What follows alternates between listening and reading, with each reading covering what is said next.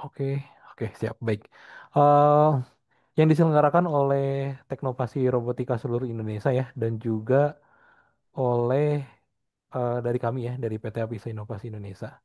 Oke, nanti sebelum lanjut ke materi, ada sambutan dulu dari Bapak Sekjen ya, Pak Oscar dari Teknopasi. Selamat malam, Pak. Ya, selamat malam, Kang Ajang. Oke, siap. Ya, saya persilakan, Pak. Silakan. Oke, terima kasih Kang Ajang. Assalamualaikum warahmatullahi wabarakatuh. Eh, Pertama-tama saya mengucapkan terima kasih ya kepada eh, Allah Subhanahu wa Ta'ala yang telah memberi kesempatan kepada kita untuk berkumpul di meeting room ini sebagai bentuk satu pembelajaran keilmuan yang mudah-mudahan itu bisa memberi keberkahan buat kita semua. Selain itu juga saya mengucapkan terima kasih kepada Kang Ajang yang sudah mau memfasilitasi acara coding dan AI untuk pendidikan masa kini. Karena kita ketahui bahwa saat ini di era revolusi industri 4.0 dan 5.0 tidak ada perangkat kehidupan yang eh, lepas dari yang namanya digitalisasi, robotika, dan juga tentunya di dalamnya ada coding dan AI. Sehingga mudah-mudahan webinar ini bisa memberikan banyak manfaat bagi kita di insan pendidikan ya dan masyarakat umum dalam penerapan coding dan AI. Kami dari eh, Teknovasi Robotika Indonesia selaku eh, eh, organisasi yang menaungi kegiatan-kegiatan eh, teknologi, inovasi, dan robotika sangat mensupport sekali adanya kegiatan-kegiatan seperti ini, termasuk kegiatan di malam hari ini yang merupakan kegiatan yang sangat baik ya tentang pembelajaran coding dan AI untuk pendidikan masa kini dan eh, pastinya nanti masa depan pendidikan Indonesia juga tidak pernah lepas dari namanya coding dan AI. Saya mengucapkan terima kasih kepada para peserta yang sudah hadir di meeting room ini. Mudah-mudahan ini bisa memberikan sebuah eh, pengalaman baru, sebuah ilmu baru bagi kita semua. Yang paling terpenting saya mengucapkan sekali lagi terima kasih kepada Kang Ajang yang sudah mau berbagi ilmu kepada teman-teman semua. Semoga ke depannya semakin banyak lagi eh, pembelajaran-pembelajaran coding AI yang bisa diterima oleh masyarakat. Dari saya mungkin itu saja, Kang Ajang. Ya, dan saya mengucapkan selamat apa namanya berkegiatan hari ini kepada teman-teman semua yang mengikuti acara ini. Sekali lagi terima kasih Kang Ajang. Saya akhiri dengan billahi taufiq wal hidayah. Assalamualaikum warahmatullahi wabarakatuh. Baik, waalaikumsalam warahmatullahi wabarakatuh. Terima kasih Pak Oscar ya terkait sambutannya. Oke, mungkin kita langsung lanjutkan. Oh ya, teman-teman, untuk bagi rekan-rekan yang mungkin bergelut di robotika udah lama ataupun mungkin pengen belajar robotika, itu ada komunitas ya, bukan komunitas yang lembaga yang mewadahi gitu ya robotika. Nanti mungkin akan di-share untuk grup WA-nya ya, bagi rekan-rekan yang mau gabung ke grup Teknopasi Robotika Indonesia nanti bisa di ini aja gitu ya, bisa di apa namanya? Bisa nanti coba di-share untuk link grupnya gitu ya, seperti itu. Oke, baik, terima kasih. Ya, kemudian yang membutuhkan sertifikat gitu ya. Barangkali di sini ada yang butuh sertifikat itu sama admin ya sama Teh Yani di grup juga udah dilampirkan untuk pendaftarannya gitu ya. Jadi nanti rekan-rekan juga dipersilahkan gitu ya untuk mengisi kalau seandainya memang membutuhkan sertifikatnya. Seperti itu. Baik, izin share screen terlebih dahulu ya. Oke, sebentar.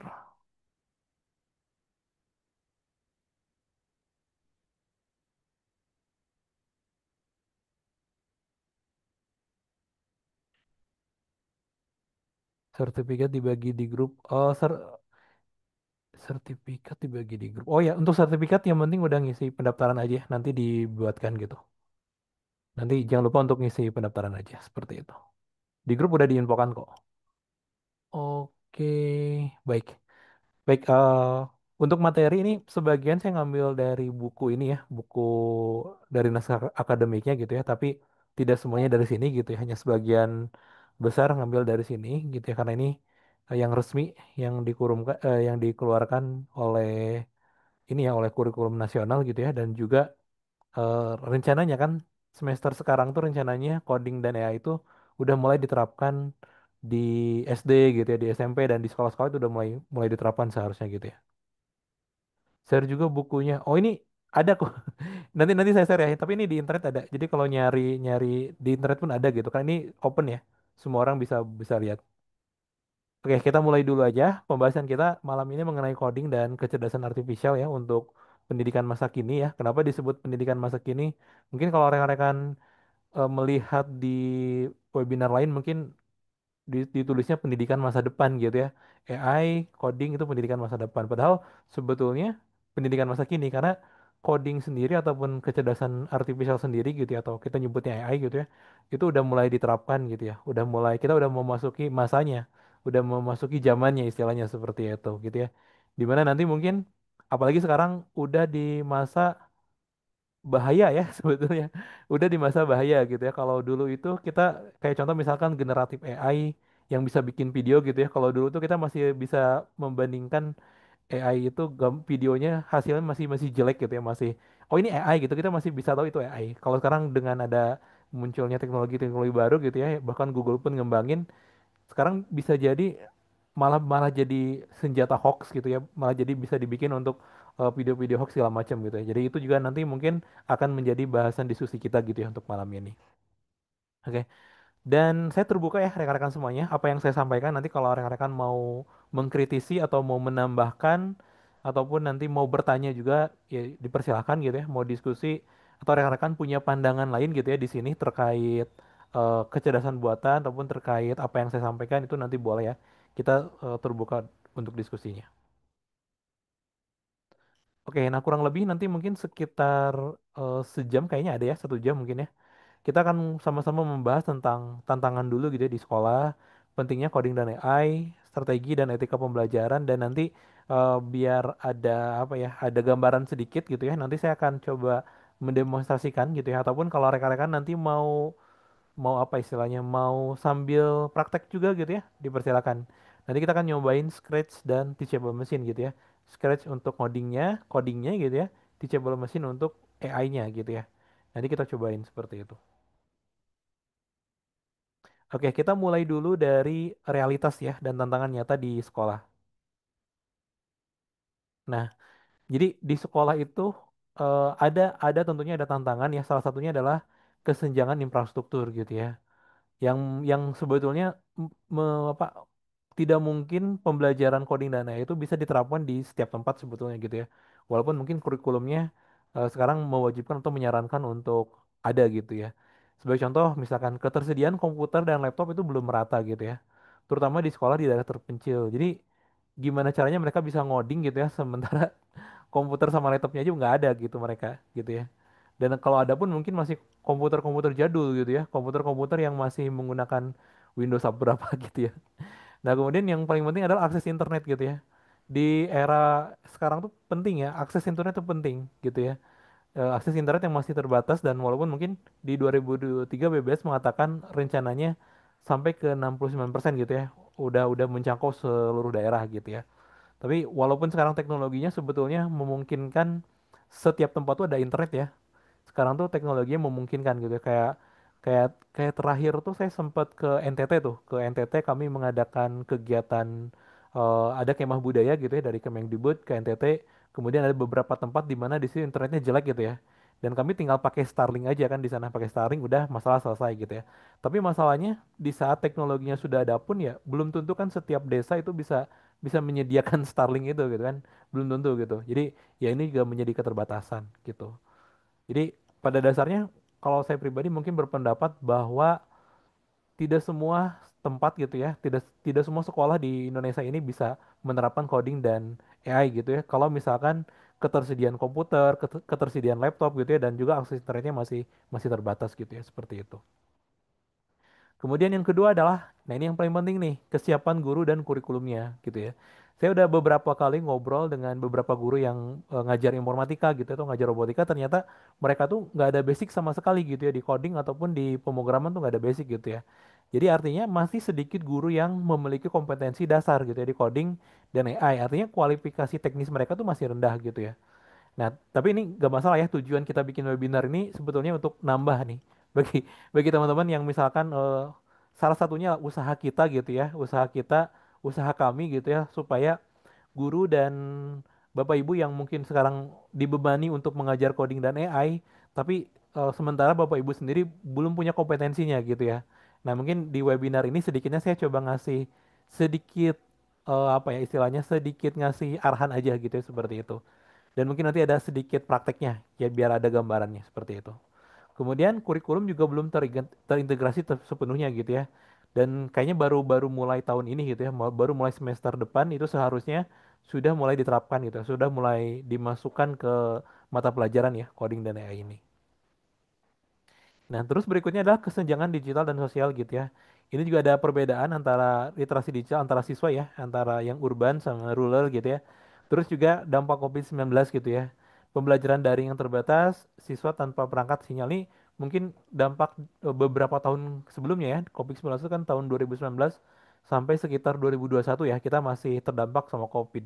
Dan itu mempengaruhi sekali gitu ya. Jadi artinya anak SMA sekarang atau anak SMP sekarang yang dulunya anak SD gitu ya, itu apa ya, mereka cenderung eh, apa istilahnya ya, mereka mungkin kalau di teknologi mungkin mereka udah biasa ya, kayak misalnya mereka buka media sosial TikTok segala macam, tapi dari literasi digitalnya mereka masih kurang gitu ya.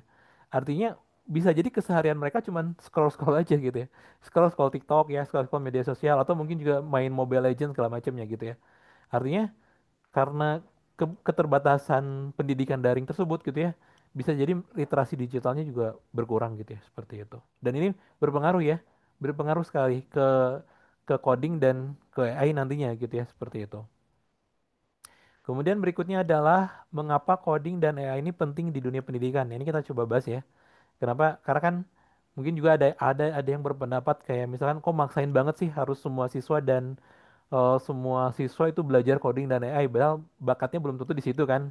Kenapa harus dimasukkan sampai ke kurikulum ya? Kita coba bahas dan diskusikan bareng-bareng ya. Nah, yang pertama adalah eh, keterampilan abad 21 ya.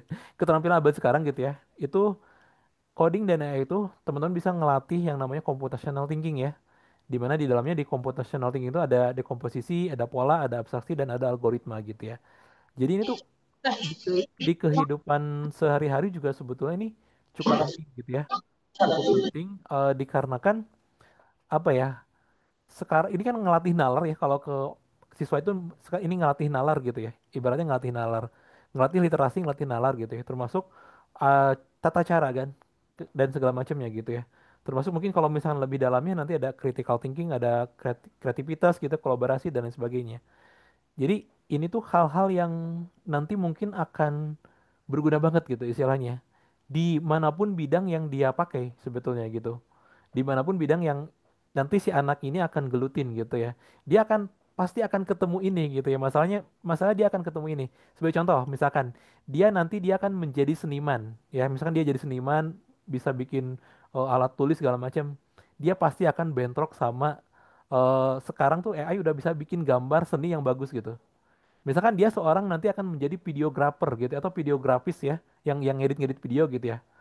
Nanti juga dia akan bentrok dengan teknologi, sekarang bikin video udah pakai teks aja udah selesai gitu ya. Nah kan makanya kenapa ini tuh penting gitu ya. Minimal gitu ya, walaupun dia tidak bisa bikin, minimal dia tahu ini tuh ada teknologinya loh. Cara pakainya dia tahu gitu. Dan dia minimal dia bisa nerima gitu. Kalau teknologinya ada, karena mau nggak mau ya nggak akan pernah ini ya, nggak akan pernah, walaupun sekarang banyak yang nolak gitu kok AI terus ya, ya pada dasarnya nggak akan pernah bisa kita hentikan gitu ya. Si AI itu akan tetap jadi gitu, makin kesini malah makin bagus kan. Makin kesini malah video-video yang dibikin sama AI itu malah makin bagus. Bahkan saya pribadi ya, walaupun saya bukan bukan programmer yang jago gitu ya, yang jago-jago banget, saya cuman programmer yang ya bisa biasanya cuman kopas gitu ya. Tapi tetap eh, terpengaruh gitu ya. Walaupun kalau saya pribadi justru karena saya udah open, udah terbuka, saya merasa bahwa adanya AI justru saya malah malah terbantu gitu ya. Jadi produktivitas tuh malah malah makin cepat gitu ya. Kayak dulu mungkin bikin coding harus seminggu, sekarang bahkan mungkin semalam juga udah selesai gitu. Karena dibantu sama AI. Karena ada banyak hal-hal yang dikerjakan terus-terusan yang sebetulnya di coding itu kita ada yang makanya ada istilah nguli ngoding gitu ya. Ada bagian yang kita itu ini coding tuh sebenarnya tinggal diedit sedikit doang jadi gitu ya. Nah, kalau pakai AI itu ya udah tinggal kita tolong buatkan gitu ya versi codingnya ini berdasarkan coding yang ini misalkan. Nah, yang harusnya kita bikin halaman tuh banyak gitu ya dalam dalam semalam bisa langsung selesai sebetulnya gitu. Jadi apapun bidang yang nanti bisa jadi anak ini akan ikutin itu pasti akan bentrok dengan teknologinya gitu ya sepertinya. Makanya mau nggak mau kalau kalau menurut saya pribadi ya mereka harus dikenalkan lebih awal gitu ya seperti itu. Oke, kemudian berikutnya adalah untuk kesiapan sumber daya ya digital ya, di mana nantinya ke depannya di tahun 2027 itu diprediksi AI itu bisa mempengaruhi 75 perusahaan dunia gitu ya.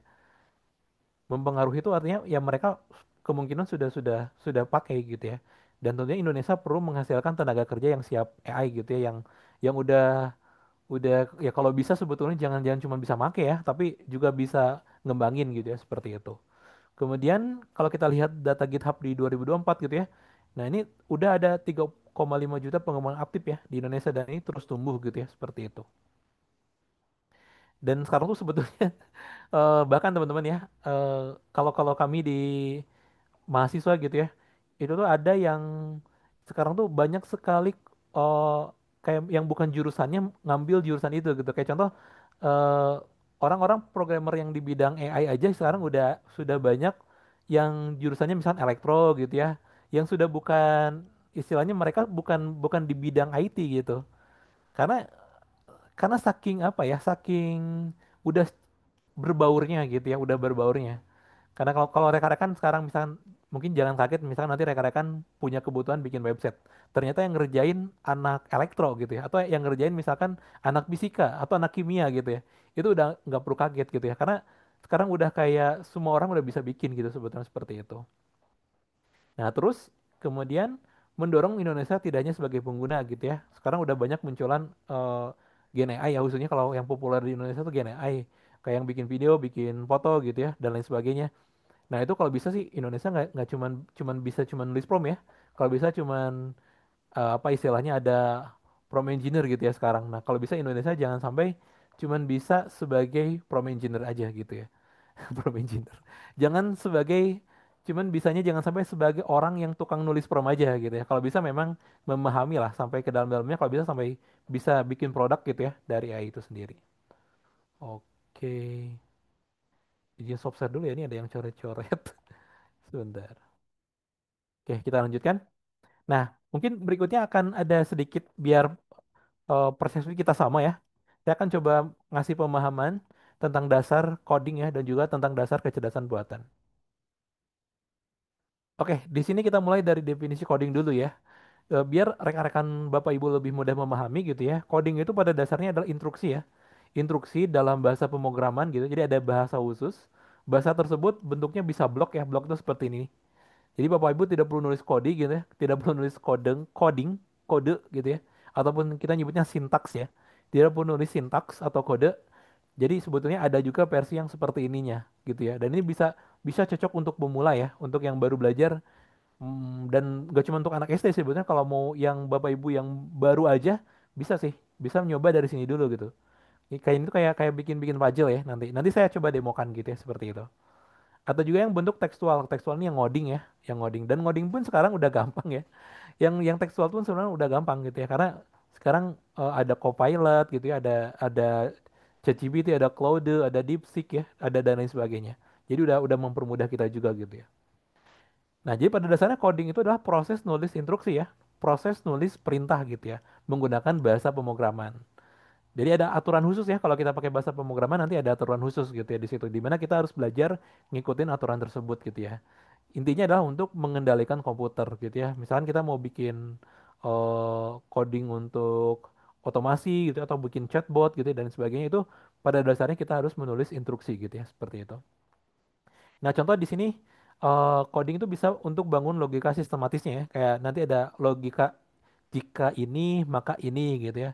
Sebenarnya ini kayak logika-logika dasar di matematika ya. Jika seperti ini maka ini gitu ya. Nanti itu ada inputnya. Misalkan jika keyboardnya ditekan, nanti layarnya muncul gitu ya. Jika misalkan di game ya, jika karakternya dipencet di keyboard W, nanti karakternya maju. Nah, sebetulnya logika dasar seperti itu gitu ya. Kemudian nanti ada yang namanya perulangan gitu ya, ada variabel dan ada fungsi dan sebagainya. Itu yang nanti dipelajarin di coding gitu ya, seperti itu. Dan gak usah khawatir kalau misalkan Bapak Ibu di sini masih belum paham gitu ya tentang coding, masih kayak ngerasa coding itu ribet ya. Sebetulnya nanti ada cara mudahnya kok. Ada cara mudahnya untuk coding gitu ya. Dan teknologinya di zaman sekarang itu justru mempermudah gitu ya, seperti itu. Oke. Nah, kita lanjut ke definisi AI ya, atau kecerdasan artificial. Nah, sebetulnya AI itu adalah sistem komputer yang meniru kecerdasan manusia ya. Jadi nanti dia memproses data, mengenali pola, mengambil keputusan gitu ya. Dan nanti teknologinya itu ada yang namanya machine learning dan deep learning. Oke, yang ini mungkin bisa di skip dulu aja ya. Kalau misalkan masih apa sih itu pengenalan pola gitu, apa sih itu deep learning gitu ya. Ini mungkin di skip aja dulu gitu ya. Nah, terus contohnya gitu ya, contoh praktisnya. Selain AI itu sekarang terkenalnya yang bisa bikin video gitu ya, yang bisa bikin foto gitu ya, yang bisa bikin gambar. Pada dasarnya AI itu udah lama diterapin gitu ya. Kayak contoh bisa untuk voice assistant, bisa untuk analisis gambar, bisa untuk chatbot gitu ya, dan lain sebagainya. Nah, di sini ada komponen utama pada AI ya. Yang pertama adalah data dan pelabelan. Ini nanti akan saya bahas lebih lengkap ya. Jadi data dan pelabelan ini adalah data yang kita berikan ke AI gitu ya, atau kita nyebutnya ke machine learning ya, ke pembelajaran mesin, di mana kualitas data ini sangat berpengaruh ya. Semakin bagus kualitas datanya, nanti semakin pintar gitu ya si AI-nya. Kalau kita ngasih datanya asal-asalan ya, dia juga nanti bakal asal-asalan gitu ya, seperti itu. Dan nanti ada pelabelan. Pelabelan itu istilahnya kayak kita ngajarin ke anak ya. Kayak misalnya kita ngajarin ke bayi gitu ya. Ada apel, ini apel gitu, itu pelabelan namanya. Ini buah mangga, nah itu pelabelan namanya gitu ya. Ini motor, ini mobil gitu ya. Sambil kita kasih tahu motor tuh yang seperti apa sih, mobil itu yang seperti apa sih gitu ya. Nah itu contoh dari data dan pelabelan. Kemudian berikutnya ada algoritma dan model gitu ya.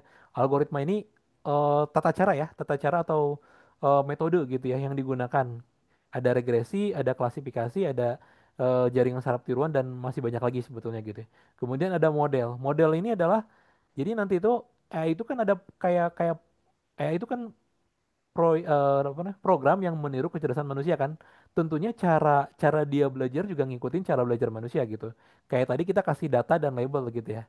Nah, nanti dia itu ada proses yang namanya training. Ada proses yang namanya latihan gitu ya. Jadi bayi ataupun mungkin kalau baik kejauhan ya, misalkan peserta didik kita SMP atau SMA, kita kan ajarin ya, kita ajarin dia tentang sesuatu gitu ya.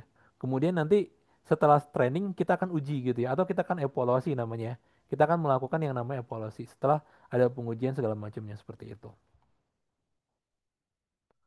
Oke, kemudian berikutnya adalah, nah mungkin kalau misalkan Bapak Ibu tadi kurang kurang begitu ngeh gitu ya tentang AI, kita kan coba bahas lebih dalam ya.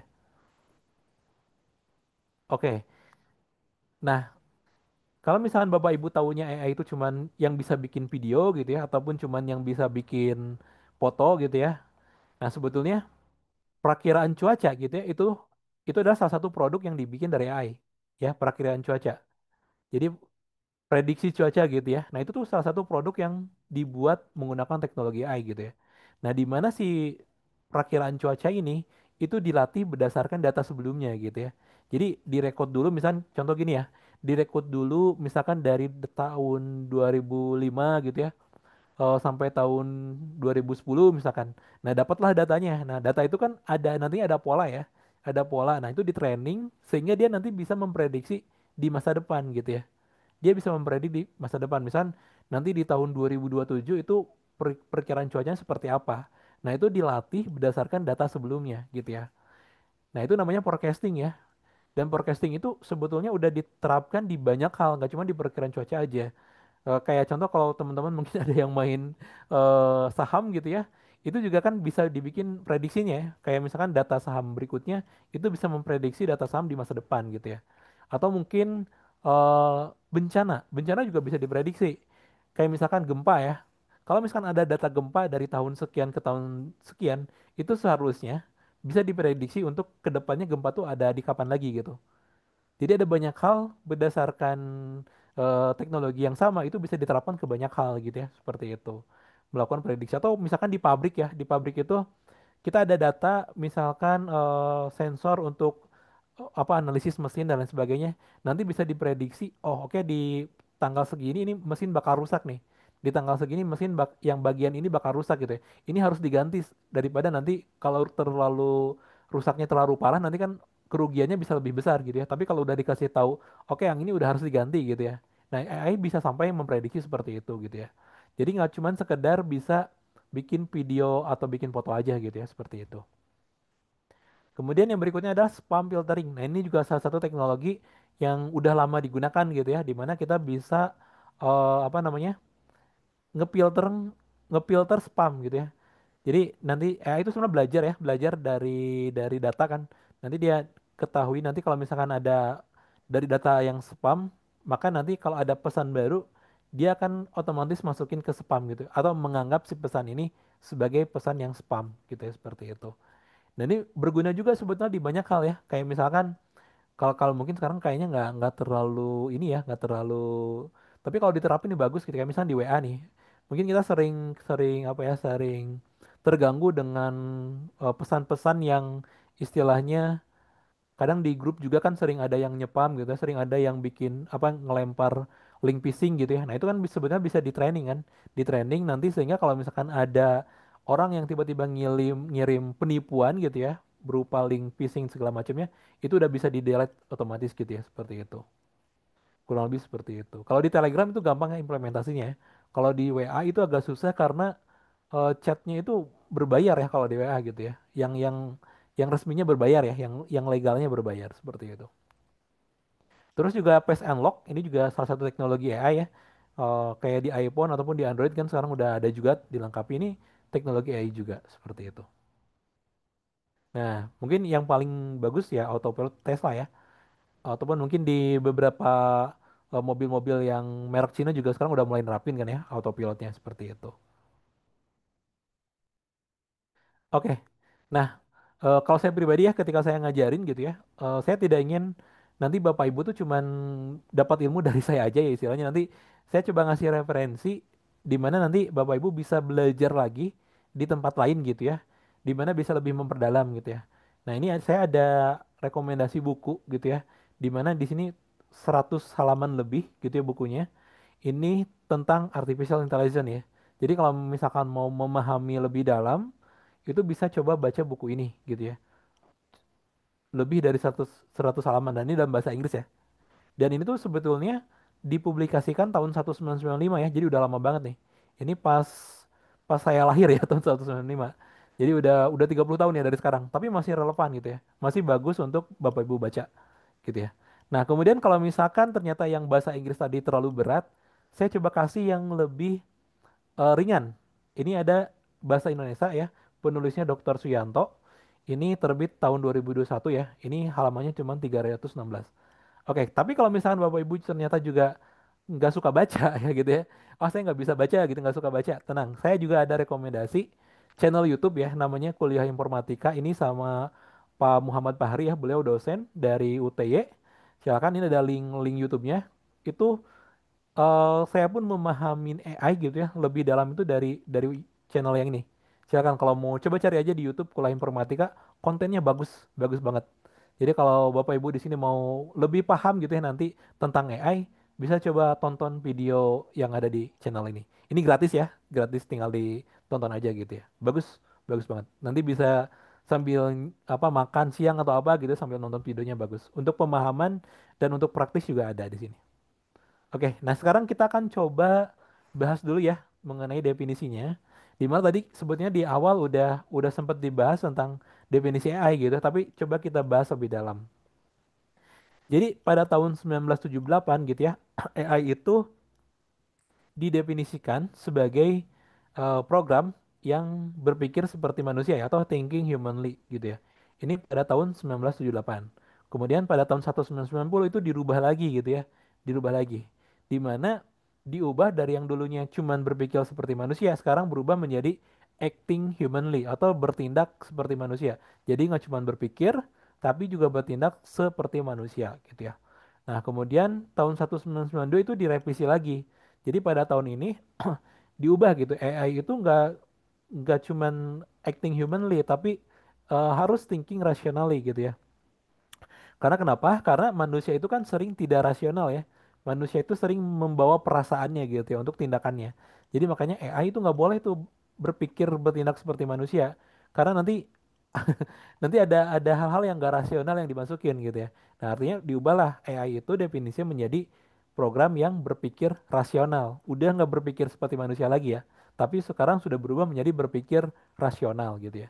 Dan 1998 sekarang diubah menjadi gak cuma berpikir tapi juga bertindak secara rasional gitu ya. Jadi kalau Bapak Ibu bertanya gitu ya, apa definisi AI? Sekarang udah berubah ya harusnya ya, bukan program yang meniru kecerdasan manusia lagi gitu, tapi udah berpikir dan bertindak secara rasional. Seperti itu. Oke, kemudian di AI itu ada namanya 4 teknik dasar AI ya. Ini mungkin lebih ke teknis ya. Ini sedikit tahu aja gitu ya, biar tahu aja. Jadi ada teknik searching, ada teknik reasoning, ada teknik planning, dan ada teknik learning. Ini yang populer ya. Ini yang populer gitu. Khususnya nanti masuk ke deep learning sampai ke teknologi yang bisa bikin video dan bikin foto tuh dari sini. Gitu ya, dari learning asalnya. Dan ini ada teknologi dasar lainnya gitu. Kayak ada searching, ada reasoning, ini ada rule based, dan lain sebagainya gitu ya. Dan nanti sebetulnya kiblat kita maksudnya ke sini gitu ya. Lebih banyak ke machine learningnya ya, atau ke teknik learningnya. Nah, ini untuk teknik learning atau kita nyebutnya machine learning ini ada berbagai banyak lagi di sini ya tahapannya. Ini di skip aja gitu ya kalau biar Bapak Ibu nggak langsung meledak gitu ya istilahnya. Nanti kita coba bahas satu persatu di bagian fokus di supervised sama unsupervised dulu aja ya. Oke, jadi kita coba ke kategori machine learning. Jadi ya itu tadi ada tekniknya ya, ada tekniknya gitu ya. Di mana salah satu tekniknya ada teknik machine learning. Di mana teknik mesin ini teknik belajar gitu ya. Jadi si mesinnya itu bisa belajar gitu ya. Nah, kita akan kategorikan menjadi dua. Yang pertama adalah supervised learning. Kemudian yang pertama supervised learning, yang kedua adalah unsupervised learning ya. Nah, kita coba bahas satu persatu. Di mana di supervised learning itu pembelajaran mesinnya itu ada supervisornya ya, atau ada istilahnya ada pengawasnya gitu ya. Seperti itu. Nah, supervisor ini kita bisa anggap label ya. Jadi nanti setiap data yang mau kita ajarkan gitu ya ke mesinnya gitu ya, itu nanti kita kasih label gitu ya. Atau kita nyebutnya mungkin kasih tag ya. Kita kasih tag seperti itu. Ini nanti bisa kita praktekkan ya. Nanti setelah ini selesai nanti di akhir kita sama-sama praktekkan ya pakai teachable mesin gitu ya seperti itu. Nah, ini contoh flow-nya ya. Jadi ini mesin ya, ini mesin misalkan ini algoritma ataupun komputer gitu ya. Nah, ini kita tuh punya dua apa namanya? Kita punya dua data di sini ya. Ada data apel, eh, ada data yang bukan apel gitu ya. Nah, kita ajarkan dulu yang apel gitu ya. Kita ajarkan dulu ini data apel. Jadi gambar apel tuh kan banyak ya. Apel tuh ada yang warnanya hijau, merah, ada yang apelnya bentuknya seperti ini, seperti itu dan sebagainya. Nah, itu kita sebanyak-banyaknya kita siapkan gitu si apelnya, kemudian kita ajarkan ke mesin dengan kita kasih label gitu ya. Dan nanti hasilnya gitu ya, si mesin itu bisa mengenalin. Jadi kalau kita kasih gambar lagi nih, ini gambar apel bukan? Nanti dia bisa mengenali yang apel mana yang bukan gitu ya. Jadi kalau kita ngasih gambar yang bukan apel, itu dia udah pasti tahu, oh ini bukan apel gitu ya. Seperti itu. Nah, di supervise ini gitu ya, ada yang namanya klasifikasi ya, atau ngurutin data berdasarkan kategori. Sebagai contoh misalkan kita bisa kategoriin kayak tadi kan ada apel sama yang bukan apel. Nah, sebenarnya kita juga bisa kategoriin semua jenis buah-buahan ya. Kayak nanti ada ini buah apel, buah mangga dan lain sebagainya. Termasuk juga kita bisa kategorikan ini mangganya bagus, mangganya jelek ya. Mangganya sudah matang, mangganya belum matang. Nah, itu diklasifikasi namanya ya. Jadi kalau Bapak Ibu butuh teknologi yang seperti itu masuknya ke klasifikasi gitu. Gitu. Terus klasifikasi yang lain tuh berarti kayak contoh misalkan ada baksonya mengandung borak atau enggak. Nah, itu klasifikasi. Terus apalagi ya? Kalau dulu mungkin COVID ya, ada tuh yang bikin COVID yang pakai namanya Genos ya. Nah itu juga klasifikasi maksudnya. Terdeteksi COVID atau enggak gitu ya. Terdeteksi kanker atau enggak itu klasifikasi. Jadi untuk hal-hal yang seperti itu nanti berarti masuknya ke classification ya. Terus ada yang namanya regression. Nah, regression ini itu lebih ke ada nilai aslinya ya. Kalau klasifikasi kan lebih ke label ya. Kalau ini lebih ke ada nilai aslinya. Kayak contoh ada mata uang, tinggi badan gitu ya. Sebagai contoh misalkan yang tadi tuh, misalkan kita mau memprediksi eh, cuaca. Nah, itu kan ada nilainya, itu regresi harusnya ya. Atau kita mau memprediksi saham, itu kan ada angkanya. Atau misalkan kita mau memprediksi harga rumah di 5 sampai 10 tahun ke depan. Nah, itu maksudnya ke regression gitu ya. Jadi untuk yang ada nilainya itu maksudnya ke regression ya. Tapi kalau ada kategorinya itu masuknya ke klasifikasi. Ini untuk yang supervised machine learning. Kemudian berikutnya adalah yang, oh ya maaf, ini untuk algoritmanya. Jadi ini ada beberapa pilihan. Nanti kalau misalnya Bapak Ibu mau mempelajari lebih dalam, ini ada beberapa pilihan di sini algoritmanya. Nah terus berikutnya ada unsupervised ya. Kalau yang supervised tadi ada pengawasnya gitu ya. Kalau unsupervised ini nggak ada pengawasnya, nggak ada labelnya. Jadi nanti dia itu akan kita kasih data, nanti dia ngelompokin sendiri gitu ya. Dia akan ngelompokin sendiri. Dan kelompoknya ini kita nyebutnya cluster. Dan clusternya ini bisa nggak terbatas ya, bisa unlimited gitu ya. Jadi nanti kalau ada data baru nanti dikelompokin lagi seperti itu. Nah sebagai contoh gini ya. Jadi nanti mesinnya kita kasih data aja gitu ya yang banyak. Nanti otomatis dia akan mengelompokkan yang mirip-mirip gitu ya. Kayak misalkan eh, ini wortel mirip nih, masukkan ke wortel. Apel mirip nih, masukkan ke apel gitu ya. Tapi ini bisa nggak terbatas ya. Bisa jadi nggak cuma dua gitu, bisa jadi nanti apel-apel yang berbeda akan dikelompokkan berbeda juga gitu ya. Jadi ini yang di unsupervised itu seperti itu. Kita kasih data, nanti dia si mesinnya akan ngelompokin sendiri gitu ya, seperti itu. Nah, untuk clustering ini bisa untuk identifikasi kesamaan ya di dalam kelompok-kelompok. Jadi nanti kalau ada kebutuhan proyek untuk mengidentifikasi yang sama, itu bisa pakai clustering. Terus ada anomaly detection. Ini untuk anomali deteksi ya. Jadi kalau misalkan ada yang aneh nih, tiba-tiba ada yang aneh di data, nah itu nanti dia bisa dideteksi gitu ya sama si unsupervised ini. Ini contoh untuk algoritmanya ya. Oke, udah itu aja. Semoga bisa masuk ya. Kalau misalkan masih belum paham, belum masuk, ya tadi saya ada kasih referensi pembelajaran gitu ya mengenai AI yang lebih dalam gitu ya, yang bisa lebih santai untuk Bapak Ibu nonton gitu ya, atau pelajarin. Atau nanti juga kita ada diskusi ya, nanti kita bisa tanya jawab gitu ya, seperti itu. Jadi kalau misalnya ada yang masih belum dipahamin, nanti kita coba tanya jawab. Oke, berikutnya adalah kita masuk ke strategi pembelajaran coding dan AI berdasarkan jenjang pendidikannya. Nah, kita lihat dulu dari SD kelas 5 sampai 6 gitu ya. Itu sebetulnya nggak perlu langsung praktek ke ngoding ya. Dan setahu saya ya dari yang saya baca itu nggak, memang tidak dianjurkan langsung ke ngoding. Jadi untuk SD itu bisa untuk pendekatan unplug dulu ya. Jadi kayak bisa main game-game yang biasa aja gitu ya. Kayak main tic-tac-toe, main puzzle gitu ya dan sebagainya. Pokoknya yang sifatnya tidak buka komputer gitu ya, tidak buka aplikasi. Jadi kayak bisa ada puzzle nih, kemudian anak-anak eh, nyusun puzzle, nah itu masuk ke pemrograman juga sebetulnya, gitu. Bisa ngelatih computational thinking juga gitu. Jadi nanti pokoknya bisa melakukan langkah-langkah atau aktivitas-aktivitas yang berhubungan dengan yang masuk ke situ gitu. Tapi tidak perlu ngoding-ngoding juga gitu. Si anaknya nggak perlu diajarin ngoding juga gitu ya. Untuk SD ya. Untuk SD si anaknya tidak perlu ngoding juga. Jadi bisa sebetulnya ya, cuman di Indonesia agak negatif ya. Sebetulnya mungkin Bapak Ibu pernah main gapleh ya. Main gapleh itu tuh masuk ke computational thinking ya. Karena di situ ada pengenalan pola. Jadi kalau anak diajarin main gapleh, itu sebetulnya dia sedang belajar untuk berpikir komputasional ya. Karena di situ dia belajar ngenalin pola gitu ya. Walaupun mungkin negatif ya. Bisa jadi kalau di zaman dulu ada anak yang main gapleh malah diambil gaplehnya gitu ya. Sebetulnya itu masuk ya, kayak kayak main gapleh itu kan itu masuk ke pengenalan pola sebetulnya. Kayak gitu.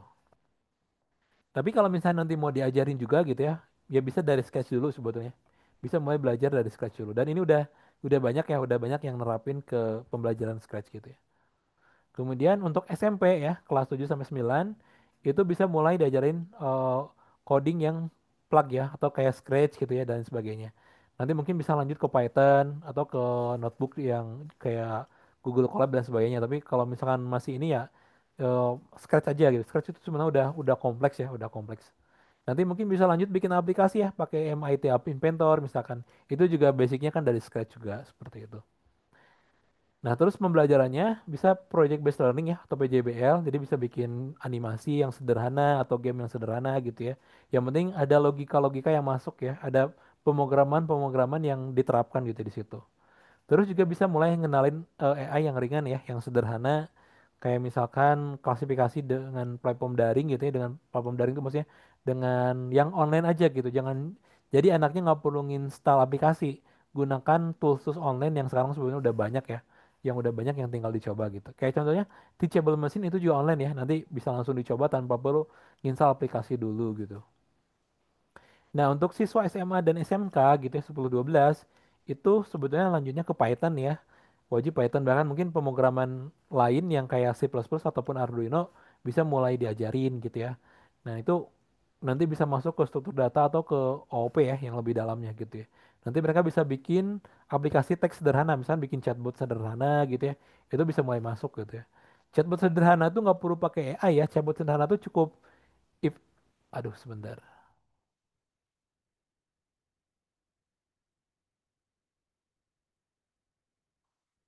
Oke, mohon maaf ya dengan telepon. Sebentar. Oke, Telegramnya saya quit dulu.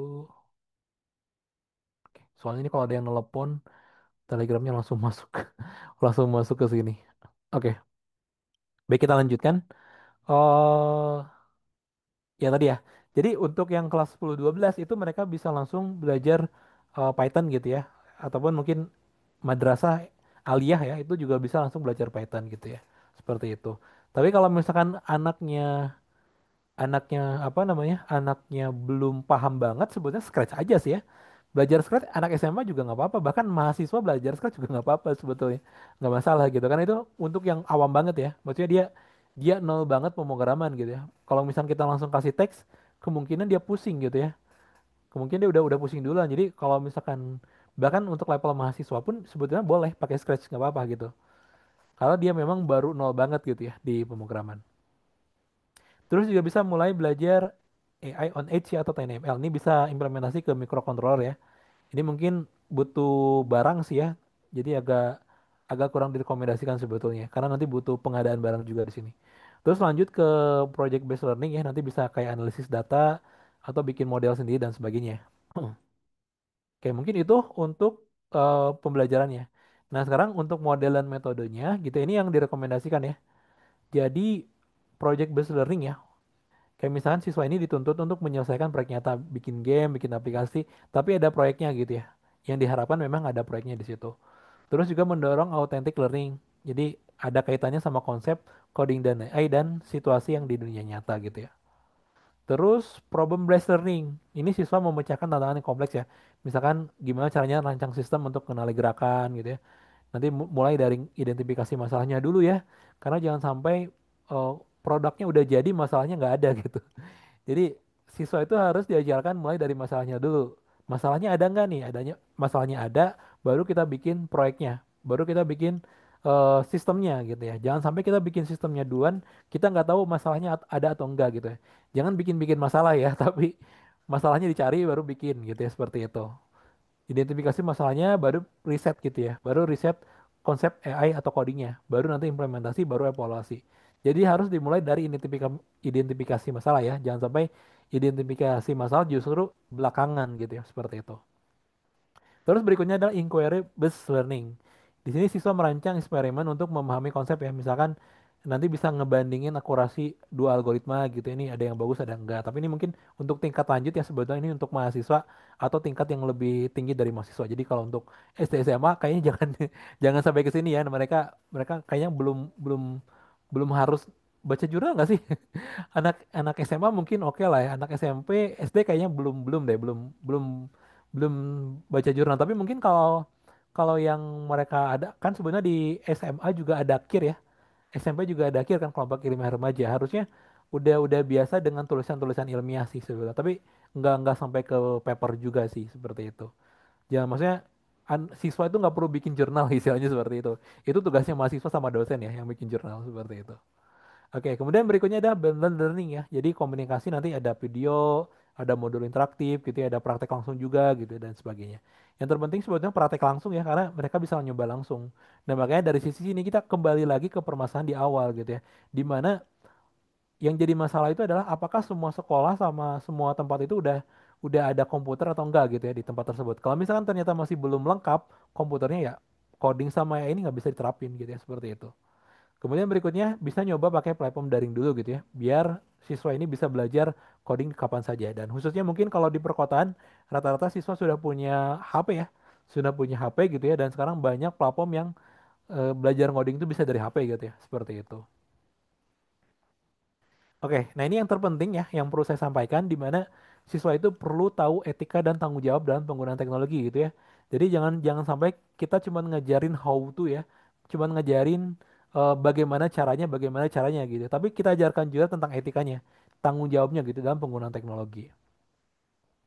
Nah, yang pertama adalah kita ajarkan untuk pendekatan berpusat pada manusia ya, atau centered gitu ya.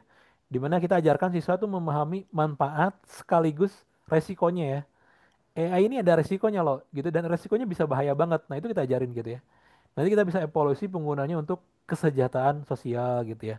Gitu. Karena AI juga bisa disalahgunakan ya. Dan teman-teman pasti udah tahu lah beritanya ya, kasus-kasus penyalahgunaan AI itu udah banyak kasusnya, bahkan di Indonesia udah ada juga gitu kasusnya. Ada yang sampai ditangkap juga kan.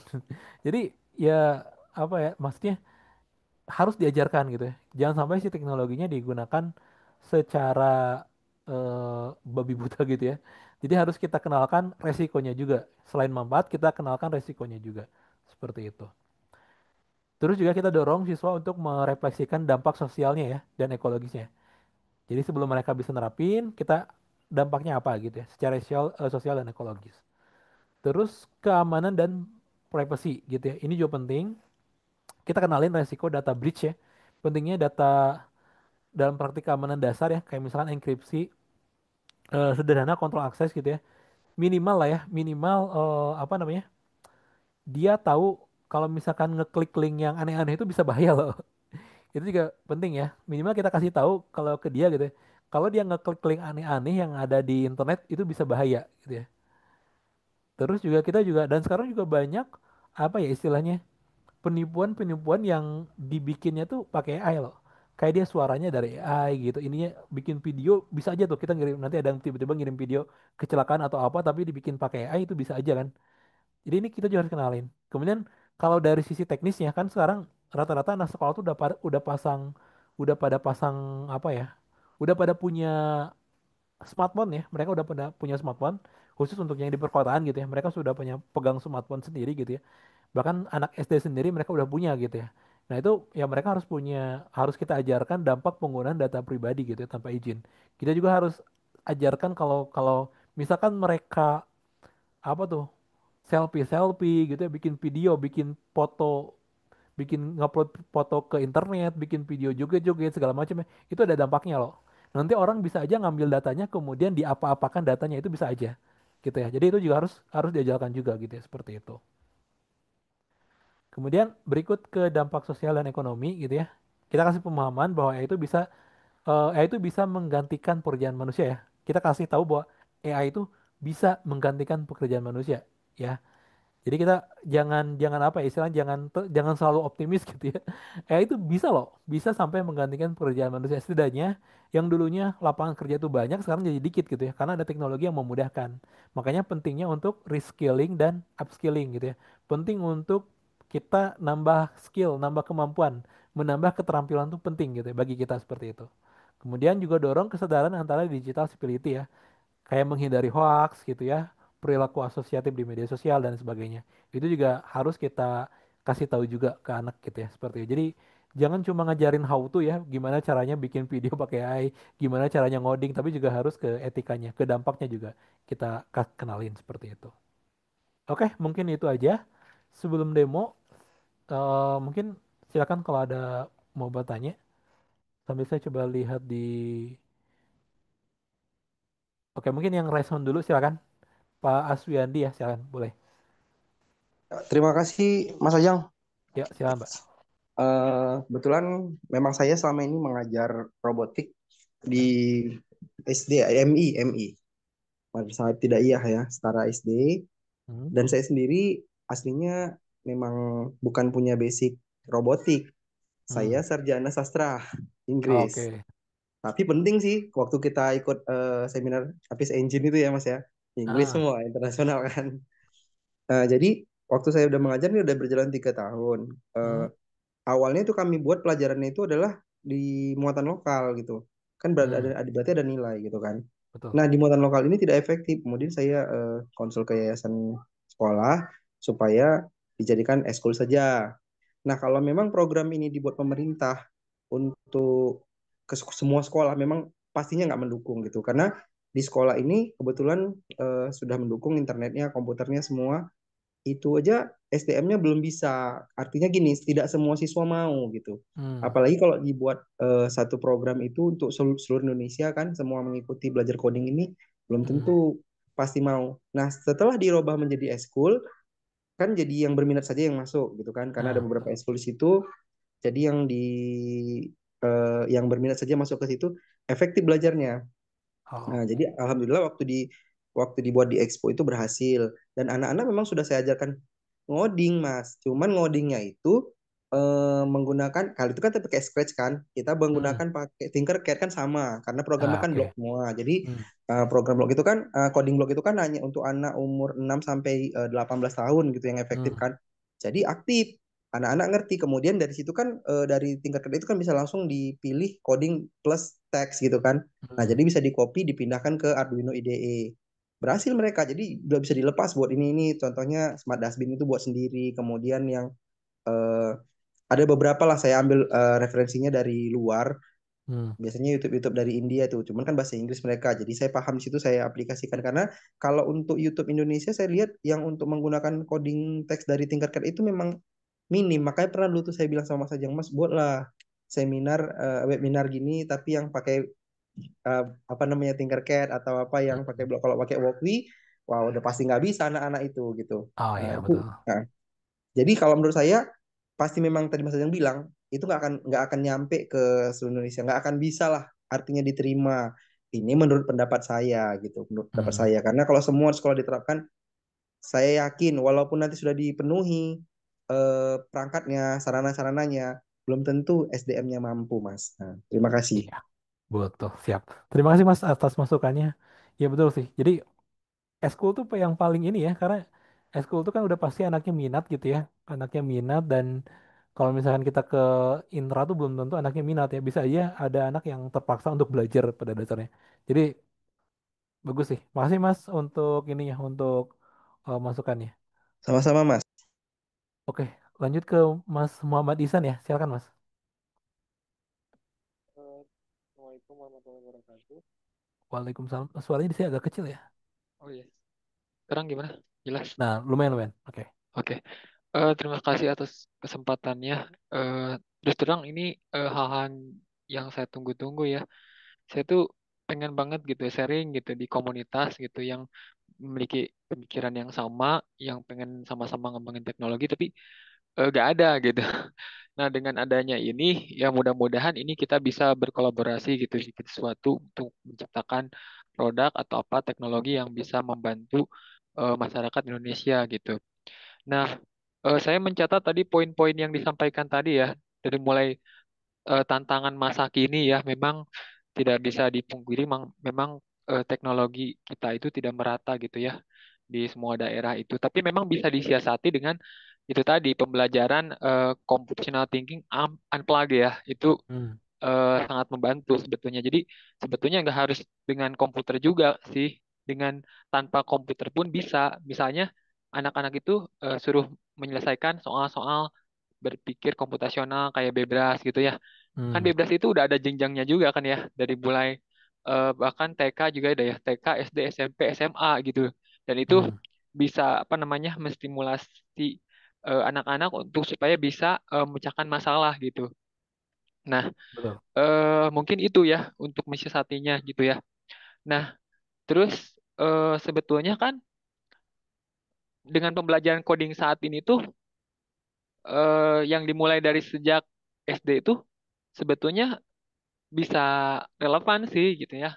Apalagi apalagi yang telah disampaikan sama Mas tadi yang sebelumnya siapa tadi udah menerapkan pembelajaran apa namanya menggunakan apa tadi Tinkercad ya. Tinkercad ya. Tinkercad kan Tinkercad itu kan dia programmingnya bisa juga menggunakan blok ya, sistem blok kayak Hmm. itu kayak apa namanya eh, Scratch gitu ya. Jadi kita Betul. bikin program itu kita nggak perlu tahu bahasa pemrograman, perintah-perintahnya udah disediakan, kita tinggal susun aja gitu ya.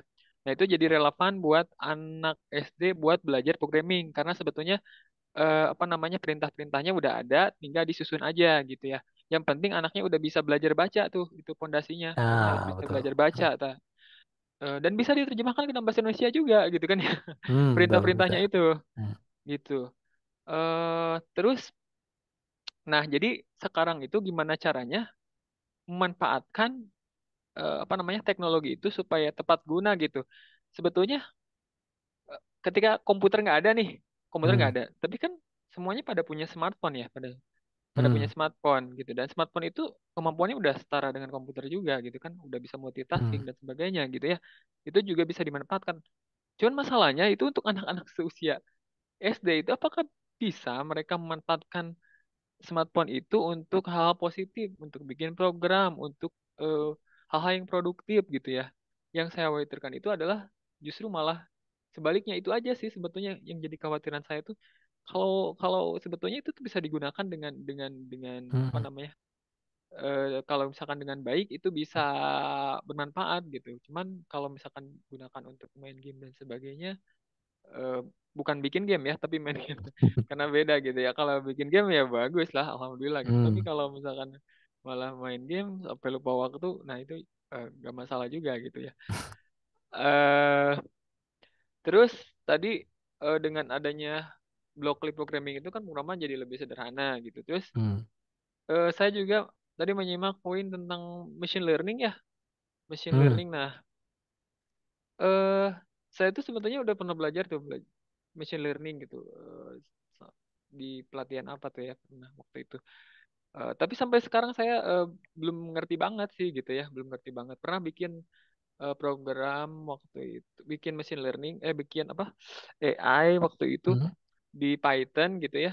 Cuman mendeteksi apa sih gerakan bukan gerakan batu gunting kertas gitu Oke. mengklasifikasikan gitu ya pakai Python gitu ya bisa ya nah itu cuman ke sini kan karena nggak ada partnernya terus juga karena kesibukan juga jadi waduh lupa lagi gitu ya jadi memang perlu ada apa ya mungkin harus ada rekan gitu apa namanya komunitas yang kita Hmm. belajar sama-sama gitu jadi kita bisa develop bareng-bareng gitu ya kalau misalkan saya sendirian nih ah lupa gitu jadi memang harus sama-sama sih gitu ya.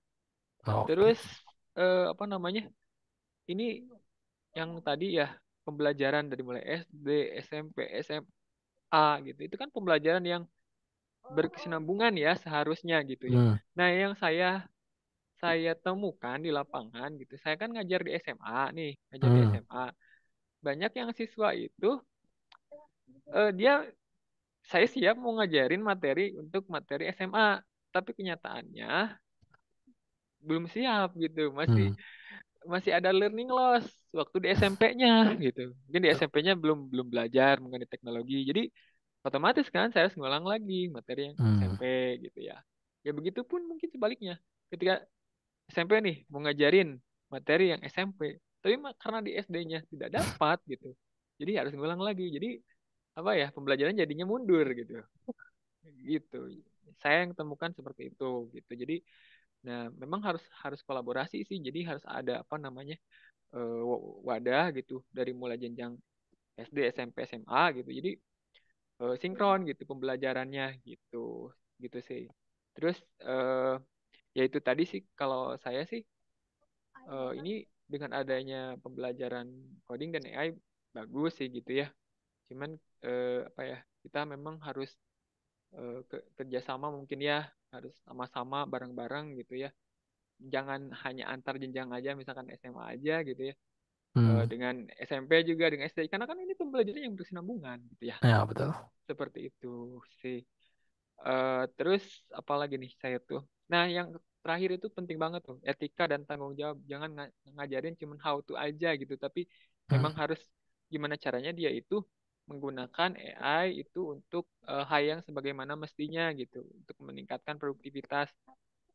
Nah, saya tuh pengen banget bikin AI yang apa ya, yang yang sesuai dengan masalah yang saya hadapi. Misalkan kan belum ada tuh kayaknya, nggak tahu udah ada apa belum. eh Cara mengoreksi soal esai. Nah, itu nggak tahu Ah, ya, belum ada ya. Nah, ini saya pengen banget tuh bikin kayak gitu. Mungkin saya pengen, kalau ngerjain sendiri kayaknya nggak mungkin. Tapi saya butuh tim gitu bareng-bareng gitu. Gimana sih cara ngembanginnya gitu. Kalau misalkan uraian singkat kan bisa ya, uraian singkat mah hmm. kan gampang. Tapi kalau esai kan itu algoritmanya lumayan rumit gitu ya. Nah, pengen banget gitu. Jadi ini akan mempermudah banget buat guru untuk mengoreksi gitu ya. Soal-soal yang tipikal esai gitu. Ya mudah-mudahan gitu kita bisa bikin project seperti itu gitu. Atau apa mungkin yang lainnya gitu seperti itu. Itu sih ya yang jadi pertanyaan, eh apa ya, tadi sering aja yang jadi pertanyaan itu, eh kita akan sampai ke arah sana nggak sih gitu. Misalkan kita develop apa nih project bareng-bareng nih, misalkan kayak tadi misalkan bikin AI yang bisa koreksi soal esai misalnya gitu. Akan ke arah sana nggak gitu ini. Memang ini komunitas ini sangat bagus gitu. Apalagi komunitas ini kita apa namanya gunakan untuk bikin project bareng-bareng gitu yang bermanfaat buat masyarakat Indonesia gitu sih. Itu mungkin dari saya. Terima Oke, kasih. siap. Terima kasih. Wassalamualaikum warahmatullahi wabarakatuh. Waalaikumsalam warahmatullahi wabarakatuh. Mas Isan, kalau tahu lokasi di mana, Mas? Domisili? Saya di Sukabumi. Oh, Saya Sukabumi. sementara ini saya ngajar di SMA Negeri 1 Cisaat, Kabupaten Sukabumi. Oke, siap.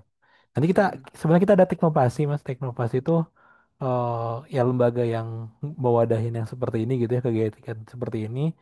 Itu kita di Bandung, Mas, ininya apa tempatnya. Oh, Jadi ya sebenarnya oke. kita mau ada rencana mau ada ngadain kayak meet up-nya kayak lagi gitu untuk di Bandung. Tapi kalau untuk yang online-nya tetap tetap akan di ini juga sih. Nanti harapannya apa ya, sustainable gitu ya. Jadi dari webinar ini nggak berhenti selesai aja, tapi nanti ada kelanjutan untuk ya harapannya bisa sampai ke sana gitu ya. Karena kan sebenarnya teknologinya ada ya untuk kalau kalau untuk apa tuh periksa periksa PSA ya tadi ya, periksa EXA itu ada sebenarnya teknologinya. Kayak contoh nih saya bikin materi slide ini ngambil dari dokumen yang tadi kan, ngambil dari dokumen yang ini, ngambil dari dokumen yang ini nih. Dimana kalau saya baca semua ini nggak mungkin ya, artinya butuh waktu gitu ya. Jadi saya cukup pakai LLM, ya namanya teknik LLM ya. Kemudian diminta sama dia supaya dibikinkan ringkasan-ringkasannya aja gitu. Dan itu pun sebetulnya nanti bisa Mas diarahkan ke untuk bikin penilaian esai, tinggal kita bikin apa ya istilahnya bikin apa sih kategori penilaiannya gitu. Dari esai tersebut tuh nilainya bagus itu kategorinya apa aja. Nah, tinggal dimasukin nanti bisa langsung dapat si apa tuh data nilainya. Ya sebenarnya nanti tetap harus diawasi sama kita juga gitu ya. Tapi setidaknya kita mengurangin waktu untuk membaca dari atas ke bawah gitu loh. Seperti itu. Harapannya bisa Mas nanti diusahakan tetap stay aja di grupnya, nanti diusahakan kita bisa sampai ke sana. Seperti itu. Oke, sip sip. Saya sangat menantikan hal itu gitu. Siap. Oke, terima kasih eh, Ya, ke siap. Pak Terima Ajeng. kasih juga. Siap. Baik, berikutnya ini udah resen Mas Danang ya. Silakan Mas. Baik, selamat malam Pak. Ya, malam-malam. Ya, saya dari Kupang NTT. Hmm. Kebetulan memang dari kotanya langsung, bukan di desa, bukan dari pedalaman timur. Nah, kendala kami, kebetulan dulu saya sempat mengajar di swasta. Kalau di swasta itu lumayan coding dan AI ini bisa diajarkan ya Scratch, MITF, Inventor segala macam. Tapi ketika saya sudah pindah ke negeri, sekolah negeri, SMP negeri, dan kebetulan SMP negeri yang saya mengajar itu dekat berada di wilayah yang dominan dengan nelayan, Hmm. pekerjaan orang tuanya itu nelayan, terus pedagang di pasar. Dan itu tantangannya itu memang anak-anak punya literasi numerasi itu rendah. Jadi kalau mengajar, saya punya skeptisisme terkait ini. Sepertinya kalau diajarkan coding dan AI masih terlalu rumit. Kami Hmm. guru informatika saja kalau mengajar algoritma pemrograman itu betul-betul turun yang dasar sekali. Sepertinya untuk mengajar anak kelas 1 SMP kami pakai materi algoritma pemrograman yang kelas 4 SD atau kelas 3 SD untuk mengajar. Memang scratch-nya mereka bisa, tetapi untuk pemahaman algoritma pemrograman mereka masih lumayan. Nah, dari coding AI ini mungkin yang saya tanyakan memang tidak terlalu relate dengan pembahasan saya tadi. Kira-kira coding dan AI ini implementasinya ke anak-anak apa secara sederhana? Karena mau ajar algoritma pemrograman mereka masih kesulitan yang paling dasar. Bahkan kelas 3 saja mereka, kelas 3 SMP saja mereka juga masih kesulitan dengan algoritma pemrograman atau Microsoft Word saja ketik masih salah. Jadi sebenarnya coding AI ini bagus tapi untuk di Jawa. Untuk kami bahkan Kota Kupang NTT saja masih kesulitan. Nah, mungkin ada saran coding AI ini implementasi terdekat untuk misalnya ke anak-anak nelayan, anak-anak pasar itu bagaimana yang bisa kami ajarkan. Terima kasih. Oke, baik. Jadi kalau misalkan ya emang agak susah sih, pasti susah sih ya. Kalau misalkan kita mau ngajarin coding AI, sementara literasi anak nyobain komputer aja masih kurang gitu ya. Jadi Ya, memang awalnya memang sebelum masuk ke situ, anak tuh harus terbiasa dulu dengan komputer gitu. Maksudnya dia terbiasa ngetik gitu ya, terbiasa buka kursor gitu ya, buka aplikasi segala macamnya itu harus dibiasakan ke situ dulu sih. Dan itu bebas sih sebetulnya, maksudnya dia mau ngapain aja, dia mau browsing, searching. Kayak dulu saya di SMP tuh sama guru itu memang ada materinya sih, ada materi kayak Excel gitu, ada materi Word, tapi sama gurunya dibebasin gitu ya kayak ya udah coba dimainin aja kalau mau main game juga nggak apa-apa gitu. Yang penting si anaknya terbiasa dulu dengan komputernya, dia udah biasa pakai keyboard sama mouse gitu. Soalnya kalau enggak ya seperti tadi ya nggak mungkin dia masuk ke coding dan AI seperti itu gitu. Mungkin kalau dari saya pribadi ya, kalau misalkan kendalanya dari situ ya harusnya dia anaknya nggak perlu ke coding dulu sih. Maksudnya kalau seandainya dia bikin proyek pun, tapi nggak tahu ya kalau kalau nanti dari pemerintah ternyata memang harus wajib ada seperti itu. Tapi kalau dari saya pribadi ya seharusnya jangan dulu dipaksakan untuk ke coding dan AI sih. Seharusnya mereka nyaman dulu dengan komputer sih seperti itu. iya, Atau ya, tapi kalau kalau memungkinkan sih ya, tapi kalau nggak memungkinkan sih agak susah juga ya. Kalau memungkinkan mungkin bisa coba bikin proyek yang nyata dulu gitu. Maksudnya proyek yang nyata tuh menggunakan alat ya, kayak kayak Arduino atau lain sebagainya yang mereka bisa langsung tertarik gitu untuk bikin alat tersebut. Kayak misalkan bikin apa tuh, bikin lampu otomatis atau segala macamnya. Itu biasanya anak cenderung untuk tertarik gitu ya untuk bisa belajar ke sana. Tapi itu kan kendalanya nanti di pengadaan barang ya. Kalau iya, memungkinan ya bisa ke robotik. Bisa robotik itu maksudnya bukan robotik yang robot yang mahal-mahal ya, ke yang sederhana aja, elektronika sederhana gitu. Kayak yang lampu otomatis gitu ya. Itu kan bisa menggunakan kayak eh atau juga bisa tadi yang pakai unplug unplug dulu, Pak. Yang unplug tuh yang apa istilahnya yang tanpa tanpa tanpa komputer gitu ya. Jadi cuman main-main game aja gitu. Sebetulnya pembelajaran computational thinking itu ya kayak kayak kita ngajarin algoritma juga sebenarnya bisa bisa tanpa ke komputer dulu sih. Kayak contoh sih sebenarnya kayak game-game anak-anak disuruh berkumpul di lapangan kemudian disuruh bikin kelompok sendiri. Nah, itu tuh sebetulnya logikanya sama dengan penerapan clustering ya tadi yang di supervised learning. Sama dengan itu. Jadi sebetulnya bisa bisa kalau saya lihat dari buku panduannya gitu ya, itu sebetulnya bisa tanpa coding dan dulu gitu. Jadi bisa pakai game-game yang mengarah ke sana gitu ya. Seperti itu mungkin Pak dari saya. baik. Itu saja. Oke. Ya, ya, terima kasih ya Pak. Oke. Ya, ada lagi atau mungkin saya coba baca dulu. Setelah nanti saya share ya. Izin pindah laptop, oke. Kalau dulu Basic Pascal terus sekarang masih pakai Python. Python banyak fungsinya. Python dasar mas. Jadi kayak semoga seminar lanjutannya terkait pelatihan AI untuk oke oke. Kayaknya akan fondasi dulu, konsep dasarnya dulu. Kalau udah paham baru lanjut soalnya siswa. Oke oke. Maaf jika mengingat apa yang disampaikan terkait penyampaian penyalahgunaan AI tadi, saya rasa jika hal tersebut disampaikan seperti dalam hal menakut-nakuti atau sekadar penyampaian contoh penyalahgunaan saja, pastinya siswa tidak akan merasakan demikian. Justru sebaliknya, sebagian besar siswa pasti akan lebih merasa penasaran dan iya betul, betul. Nah ini jadi PR besar buat pendidik. Jadi kalau ya jangan ditakut-takuti sih, tapi mungkin harus ngasih tahu mereka why ya, harus ngasih tahu mereka alasan gitu atau istilahnya jangan ditakutin tapi justru harus dimotivasi sih sebetulnya. Malam ya. Rekomendasi APK untuk coding Python lewat Android banyak kalau kalau bisa jangan yang install dulu ya. Bisa cari online compiler di Google. Nah, itu ada juga tuh dari Mas. Oke, siap. Mungkin saya lanjutkan dulu materinya sebelum kita diskusi lagi ya. Tadi kita ada demo untuk Scratch ya dan Teachable Machine. Yang pertama untuk Scratch ini gitu ya, rekan-rekan nanti Bapak Ibu bisa nginstal atau juga bisa tanpa nginstal sebenarnya bisa juga ya. Jadi untuk sekarang kita kalau mau nyobain Scratch itu bisa yang online ya. Gitu. Jadi kalau untuk latihan gitu ya tanpa perlu nginstal sebetulnya bisa. Dan ini bisa dijalankan di Android ya.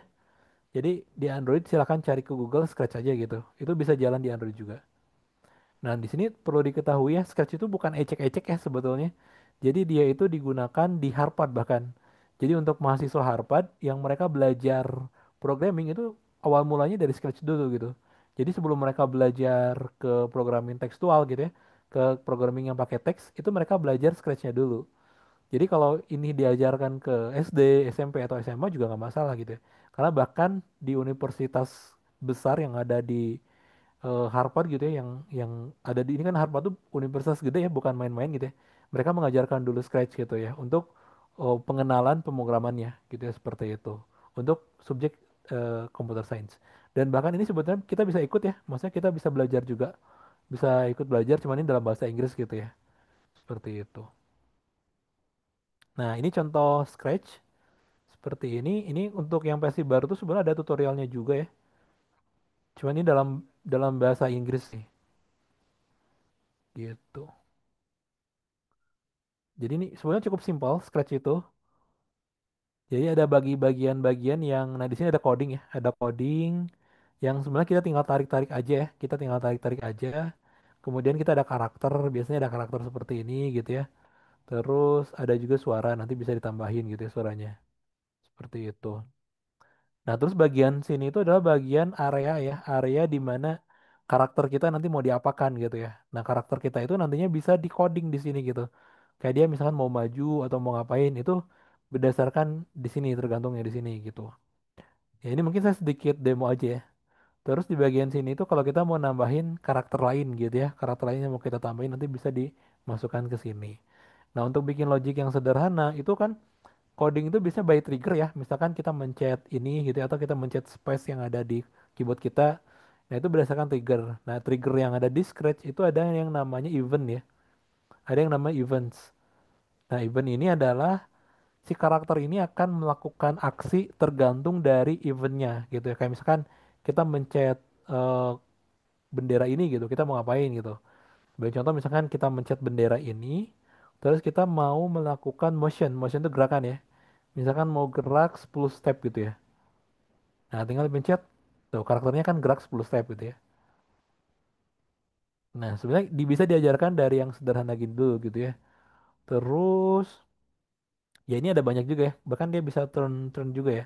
Turn itu dia bisa tuh bisa belok seperti ini juga. Nantinya tergantung kita mau ngajarin seperti apa gitu ya. Terus ada banyak sih. Ada sensing juga pada dia itu ada sensing juga. Sensing itu sensor ya kalau di robotik. Jadi misalkan dia nyentuh apa gitu, kita mau ngapain gitu misalkan. Nah, itu kita bisa. Kayak contoh misalkan ada pengulangan juga sih di sini. Ada pengulangan. Nah, kalau kita pakai forever ini tuh artinya dia akan bergerak selamanya ya. forever itu bergerak selamanya.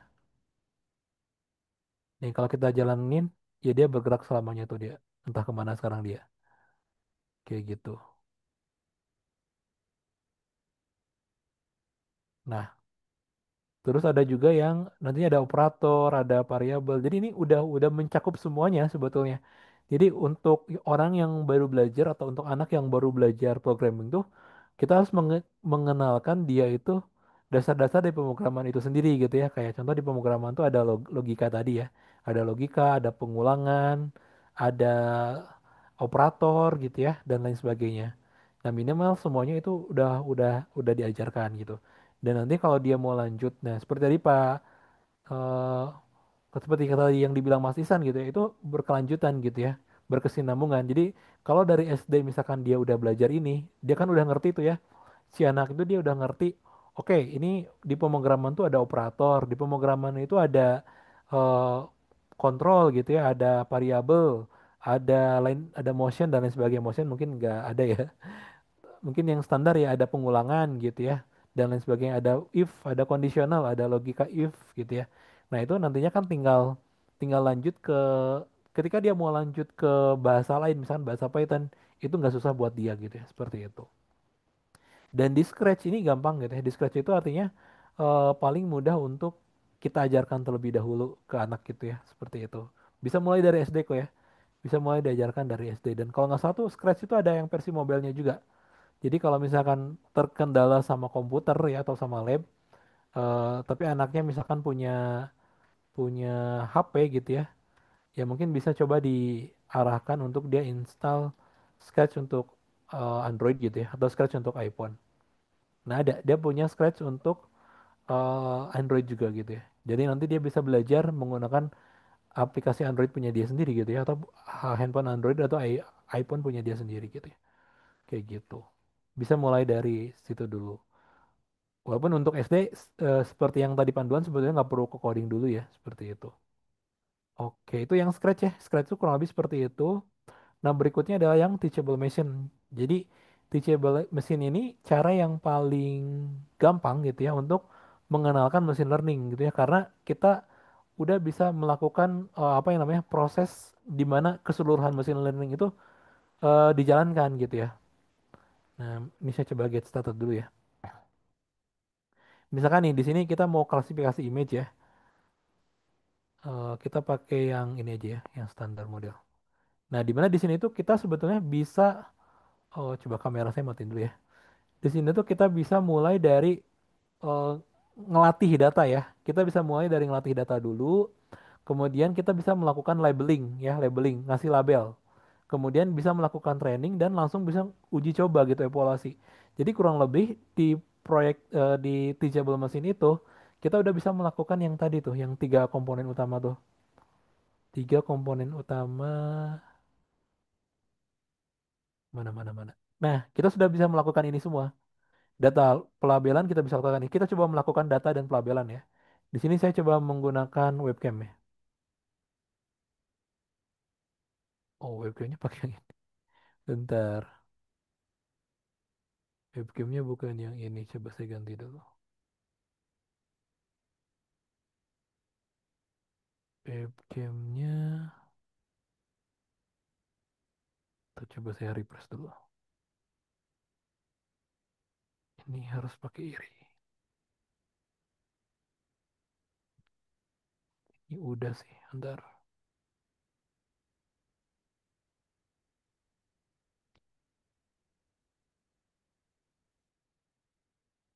Oh ya, ini bisa switch kamera.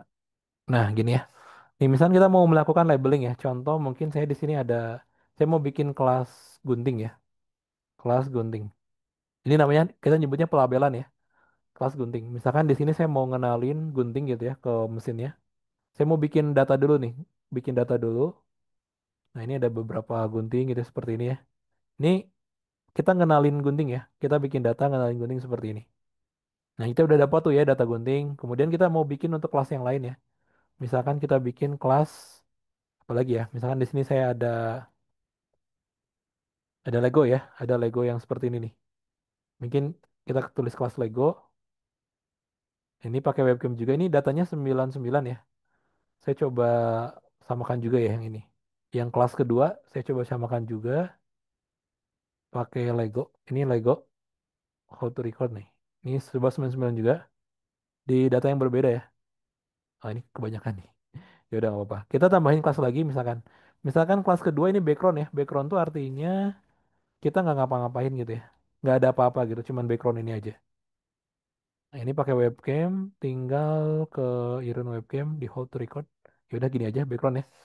Background kayak gini aja. Nah, misalkan kita udah punya tiga kelas ya, ada gunting, Lego, background. Ini udah kita labelin, kita udah punya datanya. Ini tuh kita udah masuk ke proses yang ini nih, data dan pelabelan, gitu ya. Nah ini kemudian kita lanjut ke proses yang kedua, yaitu training ya, training. Training dan kalau ini algoritmanya sebenarnya nggak dikasih tahu ya. Tapi kita udah langsung ke proses training yang ketiga. Nah kita lakukan training, kita tunggu. Jadi dia itu si mesinnya lagi melakukan proses training. Jadi dari data yang kita berikan, dia latih gitu ya. Dari data yang udah diberikan tuh dia latih datanya gitu. Sampai nanti akhirnya kita bisa ekspor ya si modelnya. Nah, kita tunggu. Ini proses trainingnya bisa butuh waktu ya. Tapi kalau ini kan masih yang sederhana ya. Kalau yang kompleks itu proses training tuh sebenarnya bisa berjam-jam ya. Bisa berjam-jam bahkan bisa berhari-hari gitu. Tapi kalau pakai teachable mesin kan kita ajarin yang sederhana dulu. Nah, di sini kita udah bisa evaluasi ya. Dari sini kita udah bisa evaluasi. Nah, sekarang background kan ya. Background tuh. Dia udah tahu kalau ini tuh background. Sekarang kalau saya kasih Lego, dia tahu kalau ini Lego ya. Tuh, Lego 99%. Teman-teman bisa ke sini. Kemudian kalau saya kasih tahu gunting, nah dia tahu juga ini gunting tuh. Tuh, seperti ini. Ini Lego. Nah, ini gunting. Nah, ini bisa diajari nanti. Udah tiga proses ya. Label data, training dan evaluasi gitu. Evaluasi itu ngecek udah bener nggak sih? Kalau misalkan ternyata masih masih jelek nih hasilnya gitu. Pas diginiin, saya Lego ternyata masih gunting gitu ya. Kayak contoh misalkan pas gini tuh, pas gini, gini tuh ini kan jelek ya. Nah nanti bisa dilatih lagi gitu. Ngambil lagi datanya yang banyak, nanti dilatih lagi. Itu bisa sampai ribuan data sebetulnya. Terus kita bisa export model. Nah export model ini nantinya bisa ke banyak hal ya. Nanti bisa ke teachable machine, bisa ke TensorFlow. Ini berarti TensorFlow pakai pakai Python ya. Nah, bisa ke Python. Jadi bisa langsung diimplementasikan ke codingnya nantinya gitu. Tapi mungkin untuk malam ini kita nggak sampai ke sini dulu ya karena ini terlalu bahasanya terlalu ini gitu ya. Kalau sampai ke coding terlalu codingnya ini coding coding Python. Jadi harus harus minimal ada pengenalan Pythonnya dulu gitu.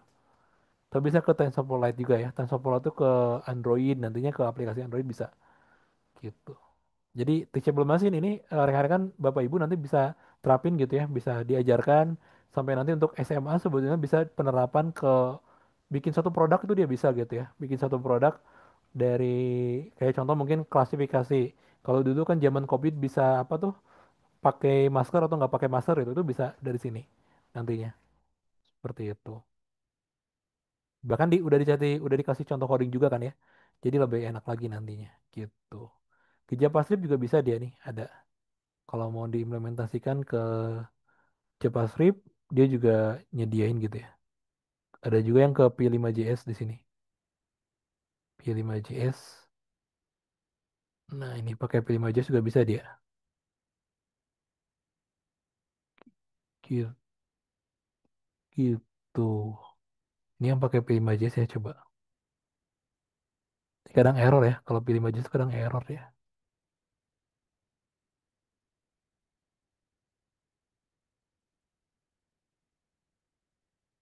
Ya kalau di coding nanti ada yang namanya debugging ya. Debugging itu kalau ada yang error ya kita perbaiki gitu. Nanti itu juga dipelajarin sebetulnya. Anak juga harus bisa belajar sampai ke sana ya. Kalau ada yang error ngapain. Nah, ini error. Ya udah seperti itu. Mungkin dari saya. Nanti harapannya kita bisa sampai ke praktikum yang lebih dalam ya. Ke sampai kalau sekarang kan cuma webinar ya. Cuman teori gitu ya dan sedikit demo. Nanti harapannya kita bisa sampai ke workshop ya. Mungkin bisa ada workshopnya juga seperti itu. Oke. Kajang izin bertanya Kajang ini kan seorang programmer enggak saya seorang tukang kopas aja ya. di dunia industri materi PHP dasar, basic HTML, CSS masih relate kan dalam pembelajaran sekolah untuk nanti Indonesia. Masih kok. PHP itu masih yang paling banyak digunakan sampai sekarang. Jadi PHP itu masih pemrograman yang masih sering, web juga salah satunya ya. Walaupun sekarang bikin web pakai AI gampang gitu ya. Eh bikin web pakai AI itu udah gampang. Kayak contoh nih, saya tadi sempat bikin web untuk IoT. Ini nggak ngoding sama sekali. Cuman pakai perintah-perintah gitu aja dan langsung jadi, dan ini connect gitu ya, maksudnya berhasil gitu, connect ke alat gitu ya. Untuk bikin dashboard IoT seperti ini pakai AI itu udah bisa sekarang gitu. Tapi tetap harus harus diajarkan basicnya juga ya. Basicnya itu ya tadi HTML CSS itu gitu ya. HTML CSS, JavaScript gitu ya. Kalau nanti mungkin ke PHP bisa. PHP juga tetap industri gitu ya. Tapi kalau kalau kalau bisa gitu ya, jangan cuma itu gitu ya. Kalau kalau bisa, bisa diajarkan ke Pythonnya juga gitu ya. Bisa diajarkan eh, ke pemrograman lain gitu ya, biar biar dia lebih terbiasa gitu ya. Tapi masih masih relate kok untuk sekarang. Karena startup itu masih pakai pakai pakai PHP. Masih pakai untuk dasar tuh bagus banget. Apa ada Scratch yang offline? Scratch itu sejatinya offline ya. Jadi bisa di download kok. Scratch itu memang offline. Jadi nggak ada yang versi offline-nya gitu. Dan dulu tuh offline Scratch itu. Sekarang ada yang versi online-nya. Ada rekaman ada ya. Oke, Mas, apakah memungkinkan mengajarkan pembuatan website menggunakan HTML, CSS, PHP untuk ekstrakurikuler di SMP? Kalau ekstrakurikuler mungkin aja ya. Ekstrakurikuler itu kan berdasarkan minat siswa ya. Berdasarkan minat siswa harusnya bisa gitu. HTML aja lah, HTML. Kemudian dia deploy ke GitHub misalkan biar dia bisa pamer ke teman-temannya, saya punya website gitu ya. Minimal ya kita harus motivasi dulu kan ya. Seperti itu. Izin tanya, kalau coding Scratch untuk SD baiknya per project, per game, atau yang lain? Bisa untuk awal, bisa per ini dulu, per perintah dulu. Jadi misalkan promotion, gimana caranya eh menggerakkan si kayak kayak tapi bisa langsung proyek juga sih. Kayak misalkan gimana caranya bikin menggerakkan, dulu tuh kan ada burung ya. Burungnya gimana supaya gerakannya itu kayak sayapnya naik turun naik turun. Nah, itu kan proyek kan animasi. Atau kayak tadi kucing, gimana supaya kucingnya bisa jalan, gerak maju mundur tapi kayak animasi loh. Kalau tadi kan masih kayak maju gitu. Kayak ada gerakan, itu juga bisa. Jadi bisa per proyek tapi tetap diajar apa namanya, tujuan pembelajaran pemrogramannya harus masuk gitu. Jadi jangan sampai satu per proyek itu cuman itu aja gitu. Per proyek itu cuman belajar motion aja, jangan sampai, harus diajarkan yang lain juga. Jadi misalkan nanti bertahap gitu ya. Ada variabelnya, ada pengulangannya, ada if else-nya gitu ya, dan lain sebagainya. Jadi kalau bisa tetap bertahap antara kaidah pemrogramannya masuk gitu ya, seperti itu. Bisa diterapkan dengan mapel matematika. Ya sebetulnya masuk ya, karena pemrograman sendiri itu kan dari matematika kan. Logikanya kan logika matematika. Oke. Untuk yang website tadi Mas Dadang memungkinkan ya Mas. Website tuh masih masih tetap yang oke kok. Nanti kalau anaknya mau lanjut ke Internet of Things juga dia belajarnya website juga gitu. Sekarang juga rata-rata orang pakainya website. Mungkin di komunitasnya ini bisa dibuat semacam sharing materi Bang. Jadi antara grup bisa berbagi. Boleh silakan. Nanti kalau mau di open gitu ya. Jadi kalau misalkan ada yang mau sharing nanti bisa seperti itu. Kita bisa fasilitasi gitu ya. Jadi nanti yang isi materi nggak cuma saya aja itu. Kalau ada yang lain mau ikut sharing juga boleh.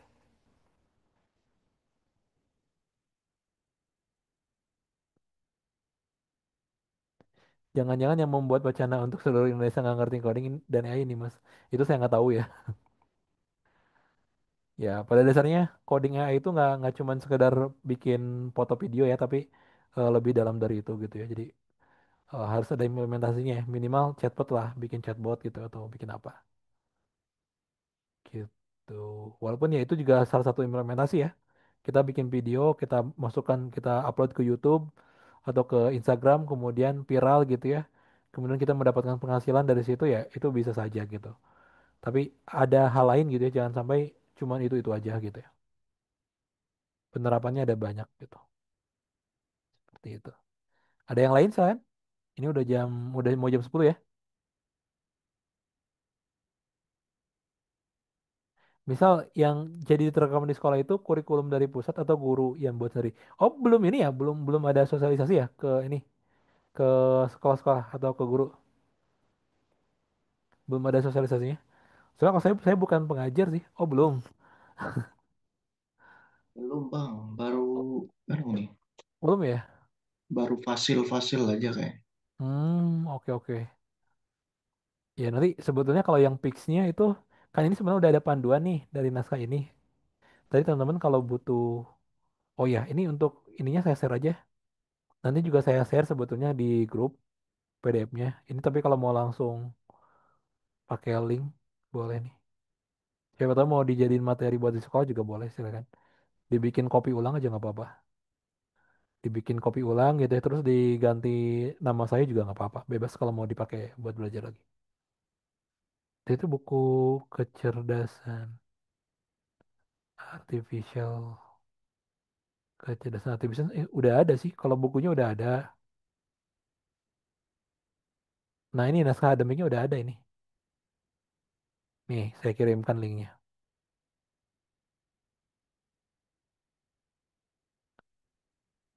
Nah ini. Saya ngambil dari sini tadi.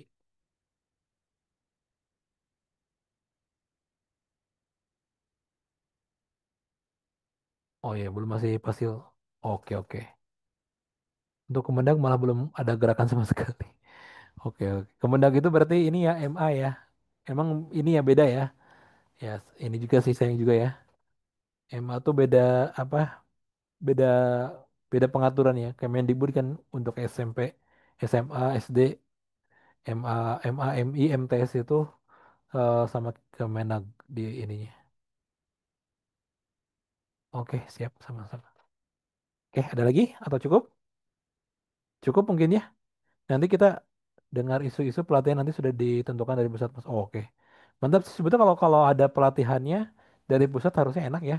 Dalam artian nggak perlu teman-teman nggak usah nyari materi gitu. Kalau bisa biasanya mereka juga ngasih kayak modul panduan gitu. Jadi lebih mudah untuk kita bikin ya ya lebih enak lagi kalau kurikulumnya udah ada gitu ya. Tinggal nanti kita di komunitas ini mungkin nanti teman-teman kalau mau sharing terkait ada kebingungan sama yang udah dilatih nanti mungkin bisa dicoba didiskusikan seperti itu.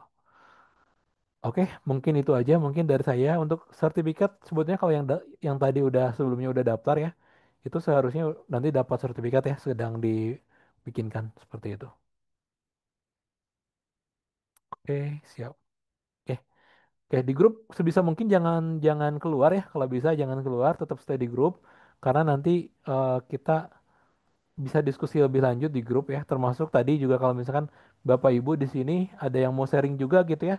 Di sini boleh silakan gitu ya. Nanti kami fasilitasi, kami sediakan Zoom-nya gitu ya dan nanti juga dijadwalkan gitu ya kalau memang mau sharing juga gitu ya supaya nanti makin kaya nih ya komunitasnya makin kaya, makin bisa jadi harapannya apa yang menjadi tujuan kita bersama bisa tercapai gitu ya dan ini juga setidaknya tidak hanya apa ya karena ini kan sebenarnya udah lama ya si grupnya tuh udah lama ini tuh dulu sama Pak Febriansa tuh ya dari ISN tuh udah coba ngumpulin teman-teman dalam satu grup gitu ya dan tapi belum baru kali ini gitu ada kegiatannya seperti itu dan itu pun saya minta minta kolaborasi dengan Teknopasi dan alhamdulillah difasilitasi juga ya seperti itu. Oke, mungkin itu aja. Saya tutup. Terima kasih sudah datang dan sudah gabung gitu ya. Sampai ketemu nanti mungkin kita bisa ketemu lagi di grup atau mungkin kalau misalnya ada pertemuan lain. Kalau bisa mungkin ada pertemuan offline juga ya kalau yang memungkinkan yang dekat meet up sharing-sharing segala macam gitu ya seperti itu. Oke, terima kasih. Assalamualaikum warahmatullahi wabarakatuh. Selamat malam semuanya. Mari. Waalaikumsalam warahmatullahi wabarakatuh.